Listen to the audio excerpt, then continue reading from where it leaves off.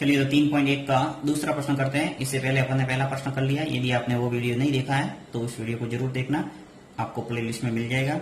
Next दूसरा प्रश्न क्या दे रखा है कि एक द्विघात बहुपद ज्ञात कीजिए और जिसके शून्य के योग तथा गुणनफल क्रमशः दी गई संख्या है। यानी कि आपको दे रखा है यहाँ पे शून्यकों का योग और शून्यकों का गुणनफल। पहली जो संख्या -3 है वो तो है शून्यकों का योग, और दूसरा जो 2 दे रखा है वो है शून्यकों का गुणनफल।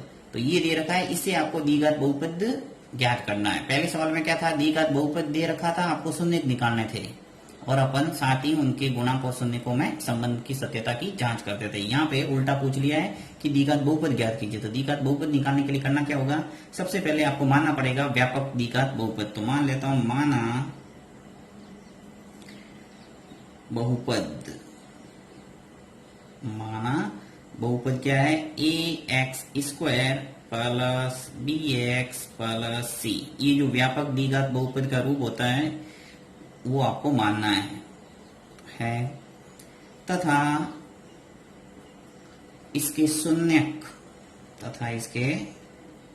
शून्यक मान लेते हैं अल्फा और बीटा, तथा इसके शून्यक अल्फा तथा बीटा है। मैंने अच्छे ढंग से आपको बताया था, जब भी थ्योरी पढ़ाई तब उसके अंदर शून्य का अपन है, ये अल्फा था, ये बीटा था। तो यहाँ शून्यकों का योग और शून्यकों का गुणनफल लिख लेता हूँ। सबसे पहले शून्यकों का योग अल्फा प्लस बीटा क्या होता है, आपने अच्छे ढंग से याद किया होगा, -b/a। हिंदी में याद किया होगा तो -x का गुणांक बटा x² का गुणांक, तो एक ही है वो। तो यहाँ पे अपन b और a लिखेंगे, तो -b/a हो गया। अब देखिए यहाँ से -b/a यानी कि शून्यकों का योग आपको क्या दे रखा है, -3। तो यहाँ लिख लेता हूं मैं -3। फिर लिखते हैं शून्यकों का गुणनफल यानी कि अल्फा और बीटा। तो अल्फा बीटा क्या होता है, c/a। तो c/a लिख लेता हूं। c/a क्या दे रखा है, 2। अब यहां से आपको क्या करना है, ए बी और सी की वैल्यू निकालना है, और जैसे ए बी सी की वैल्यू आ जाएगी इस समीकरण के अंदर रख देंगे और आपके द्विघात बहुपद है वो आ जाएगा। तो सिंपल सी बात है, यहां से तुलना करके आप निकाल दो। देखिए तुलना कैसे करेंगे, अंश बराबर अंश, हर बराबर हर, अंश बराबर अंश, हर बराबर हर, दोनों के लिए। परंतु यहाँ पे सिंगल संख्या है, यानी कि सिर्फ अंश अंश है दोनों में। अगर जैसे सेकंड प्रश्न है, यहाँ पे देखिए अंश भी है और हर भी है, तो यहाँ पे सीधा अंश और हर आ जाएगा, परंतु यहाँ पे नहीं है। तो क्या करेंगे, a की जगह आपको नीचे लिखना पड़ेगा बट्टा में 1। यहां पर भी लिख सकते नीचे 1, क्योंकि यहां से तुलना करेंगे तो आपको आ जाएगा a बराबर 1, b बराबर 3 और c बराबर आ जाएगा 2। देखिए यहाँ पे 3 ही क्यों बोला मैंने, क्योंकि -3 और यहाँ पर भी -b है, तो माइनस माइनस क्या हो जाएगा, कैंसल। हमेशा ध्यान रखना है, यदि ये तो सूत्र का माइनस है और आगे भी कोई माइनस वाली संख्या मिलती है तो आपको वो उसको प्लस बनाना है। तो यहाँ देखिए मैं लिखता हूं सब वैल्यू, अतः ए बराबर तो है 1, ये हमेशा ध्यान रखना है, यहाँ पर भी 1 होना चाहिए और यहाँ पर भी 1 होना चाहिए। आगे सवाल में मिलेगा आपको, यदि अलग अलग है तो उसको समान करना पड़ेगा ऊपर नीचे संख्याओं का गुणा करके, परंतु यहाँ पे कोई नहीं था तो अपन ने इजीली 1 का भाग दे दिया और अपने a का मान आ गया 1। फिर देखिए b बराबर क्या हो जाएगा, 3। अब यहाँ पे मान लो माइनस नहीं होता, जैसे प्रश्न के अंदर सिर्फ प्लस वाले 3 होते तो ये -3 आ जाता, आगे सवाल मिलेगा। फिर c बराबर आ जाएगा 2। क्या किया है, सिंपल सा आपने तुलना की है, c बराबर 2 हो गया, a बराबर 1, b बराबर 3 और a बराबर 1। a b और c की तीनों की वैल्यू आ गई। अब इसके अंदर आप लिख लो, अतः द्विघात इस प्रकार द्विघात बहुपद, द्विघात बहुपद क्या हो जाएगा, ax² plus bx plus c। अब देखिए a की जगह मैं क्या लिखता हूँ, 1। तो 1 लिखने का काम नहीं, चाहो तो लिखो या नहीं लिखेंगे तो भी कोई फर्क नहीं पड़ेगा। चलिए मैं एक बार लिख के बता देता हूँ आपको। 1 यहाँ से आ जाएगा x² ऐसा का ऐसा, फिर b की जगह आ जाएगा 3, ये x ऐसा का ऐसा, और c कितना है, 2।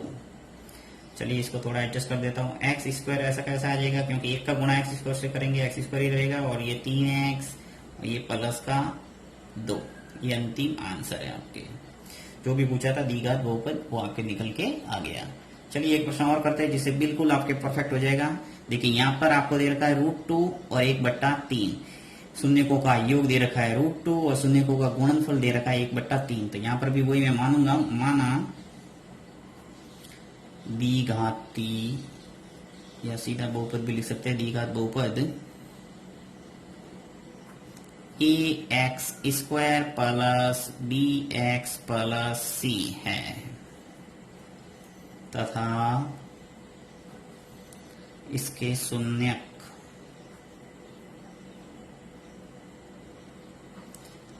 शून्यक अल्फा तथा बीटा है।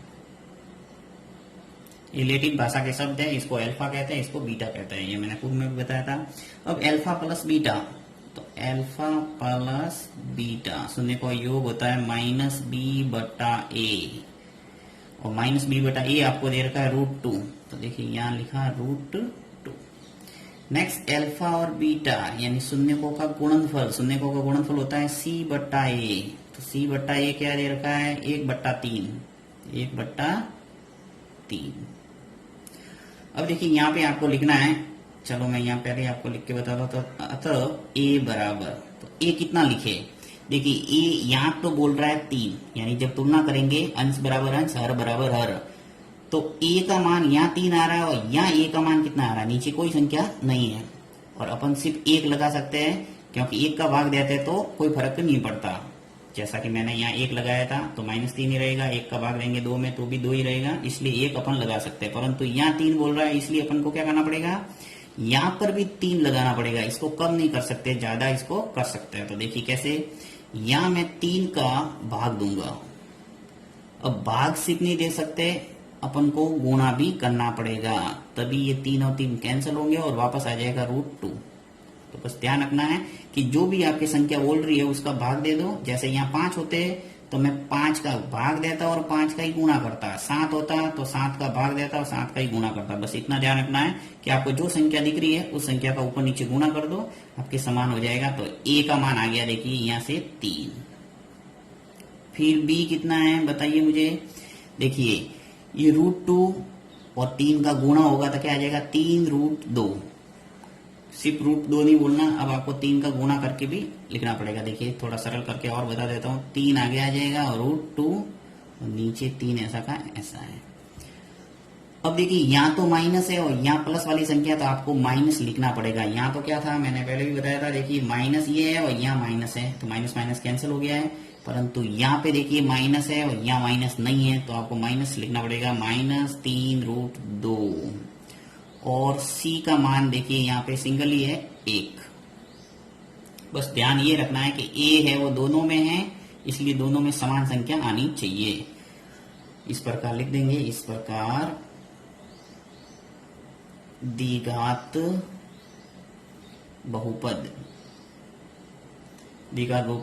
ax² plus bx plus c, a का मान 3 है, a की जगह लिख लो 3, x² ऐसा का ऐसा, फिर b की जगह -3√2 लिखना पड़ेगा, तो -3√2 ax ऐसा का ऐसा प्लस c की जगह लिख दूंगा 1।